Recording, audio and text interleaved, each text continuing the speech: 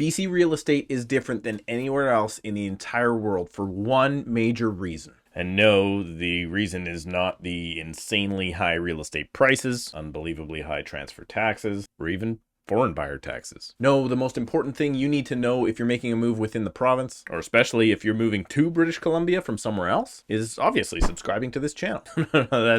That's not it. But if you would like to stay up to date on my marketplace here in Surrey, BC, make sure you do subscribe and hit that notification bell so you don't miss a single video. No, in fact, the one thing that sets us here in BC apart from anywhere else in the entire world that I know of anyway, is the fact that here in this province, we do not allow something called limited dual agency, also commonly referred to in a lot of areas as dual agency. Now, bear with me here because when I explain this to most people, it is commonly misunderstood. You see, back in 2016, the Queen of British Columbia, Christy Clark, was in the middle of getting herself unelected due to her crazy addiction to high transfer taxes and her desire to allow money laundering from foreign buyers to happen through our provincial casinos. It's maybe not exactly what happened, but it's pretty close. As a last-ditch effort in her re-election campaign, she blamed skyrocketing real estate prices on the real estate agents themselves. If you ask me, that's like yelling at the guy pumping your gas for the gas prices. But a report was commissioned, and some of the recommendations in that report have since been put into place by our new jolly happy king, who has ruled ever since.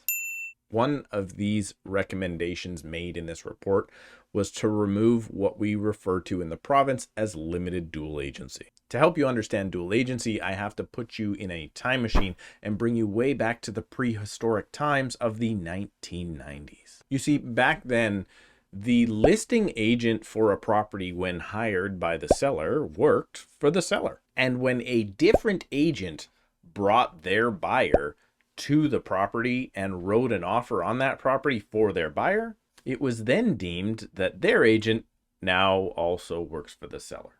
And yep, the buyer was technically on their own. The reason for this was back in the day, the logic was if someone's going to get sued, it's going to be the seller. So every agent involved should be trying to protect the seller. And well, we live in a system called buyer beware. And this is why agents still to this day, I don't know why this hasn't changed, but they're still to this day called the listing agent of a property and the selling agent of a property, not the buying agent. But then some smart cat thought, hey, isn't the selling agent really representing the buyer? And that made a lot of sense. So things were changed. Now, as a seller, you would hire a listing agent to help you sell your home.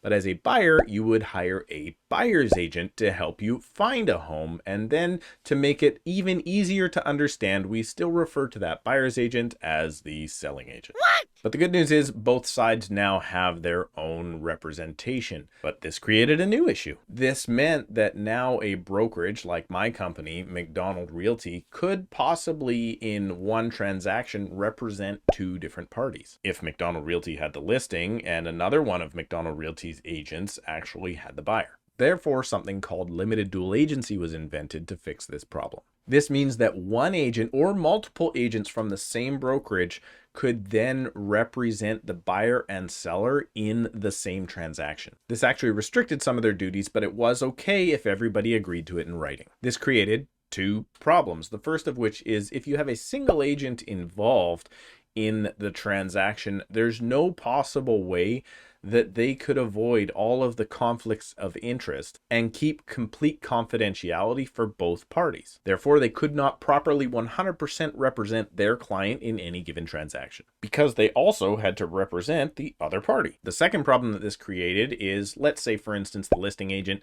and the buyer's agent are two different people, but they work for the same brokerage.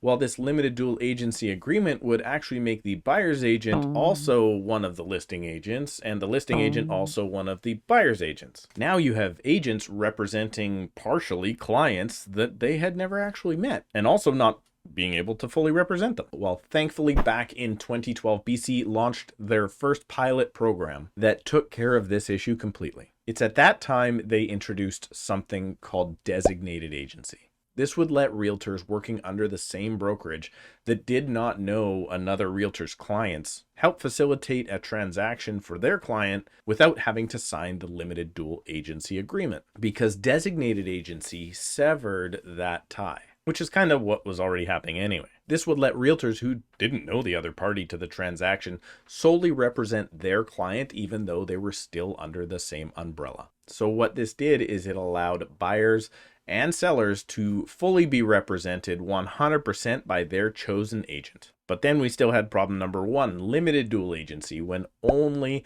one agent was involved. And trust me, it's a real conflict. Only having one agent involved is like your neighbor taking you to court because you haven't hit the like button yet. And after your first day in court for this serious offense, when your neighbor's lawyer is done grilling you over the fact that you could have just already hit that like button by now for free, after all this work I did on the video to try and get this information to you on this channel, no wonder you're in court. You then ask your neighbor's lawyer, since he's there in the courtroom, to now cross the aisle and help defend you in the same case, of which there is no defense for not already hitting the like button. Do you understand what I'm saying? But really, this illustrates that one person cannot fairly and without conflict represent two parties to a transaction. So in 2018, limited dual agency was completely removed from the province of British Columbia, with a couple of exceptions in rural properties. This means that you, as the buyer coming to this province or moving within the province, you need to have a separate agent other than the listing agent of the property that you want to buy. This makes it more important than ever that you hire an agent in advance and don't just go looking through open houses, because it's more than likely the agent that is at that open house is the agent for the seller. And therefore you have to think of them as if you're speaking to the seller's lawyer. And that's something I never want you to do. Never talk to the other person's representation ever. I mean, there is a reason that the police tell you you have the right to remain silent.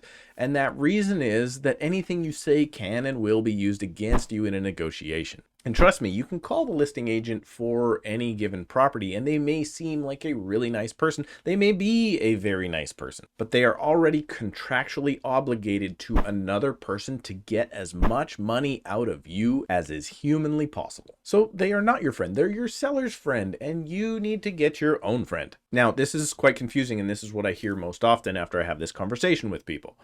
They now think that to list their home, they have to hire one agent, and to go buy their next home, they need to go hire another agent. That is not what I'm saying at all. You can hire me to help you list and sell your home.